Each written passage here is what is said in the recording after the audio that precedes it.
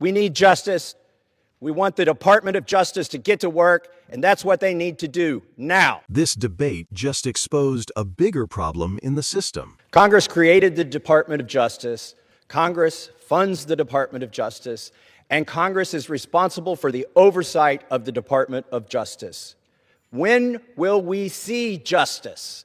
I'll tell you what I've not seen. I've not seen any arrests from the revelations in the Epstein files, over 3 million documents describing horrible things, describing unspeakable things, much of it redacted.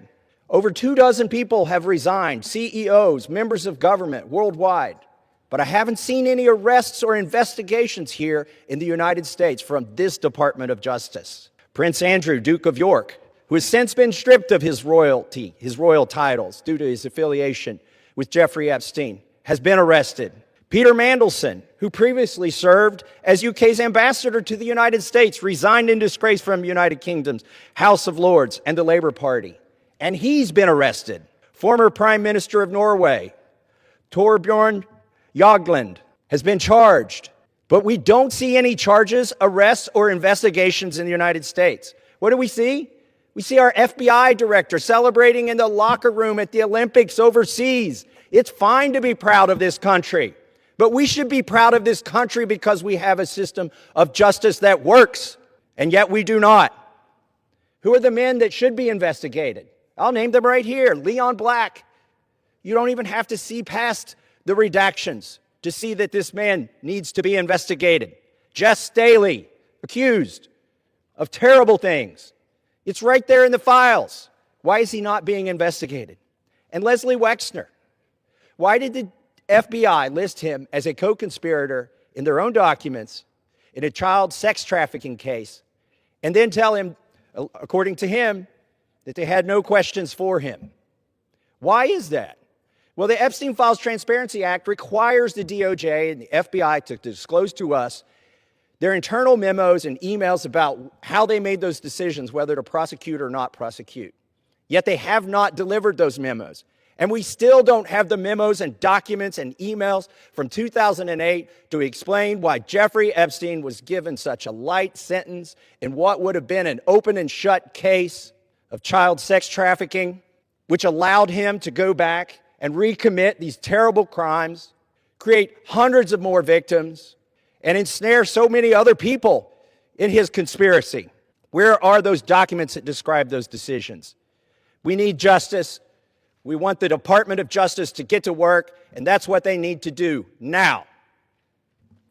Madam Speaker, I rise today to let the American people know that this government is under siege. All 3 branches of this government is under siege by lobbyists and lawyers from a German company named Bayer. They spent over $9 million lobbying the executive branch and the legislative branch so that they don't have to be liable for any damages that their herbicide causes, otherwise known as Roundup. And they're having some success. Now, they haven't had any success yet in this chamber to get that immunity. They've had some success in the state legislatures, which are also under siege, to get this immunity from liability. Look, the Constitution guarantees people a trial if they've been harmed. Why are we contemplating going against the Constitution? The Attorney General has opined favorably for this German company in front of the Supreme Court about getting rid of any liability that they should have for any damages. And the most recent thing that we've seen, the executive branch. By the way, the President's Chief of Staff and the President's Attorney General work for one of the biggest lobbying firms that's received hundreds of thousands, millions of dollars from Bayer. And maybe that's why we've seen an executive order that says that the production of this chemical from this German company is a national defense priority. And we know why they're doing that. It's to keep them from having any liability. Everybody in this country deserves their day in court. This is wrong.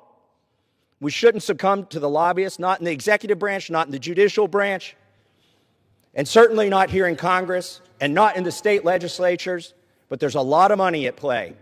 And I implore my colleagues to resist it and do not give them immunity. And I yield back. At the end of the day, what we're really talking about here isn't just one case or one speech. It's about whether our institutions are strong enough to deliver accountability fairly and consistently. For many Americans, the concern isn't just what's been revealed, but what still hasn't been explained. Transparency matters, especially in cases involving serious harm and powerful networks, because without it, trust begins to break down. But accountability also has to be done the right way. Investigations need to be thorough, evidence-driven, and centered on justice for victims, not shaped by political pressure or public outrage.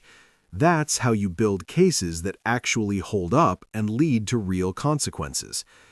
At the same time, the broader issue of influence, whether it's individuals or corporations, raises an important question. Are our systems working equally for everyone?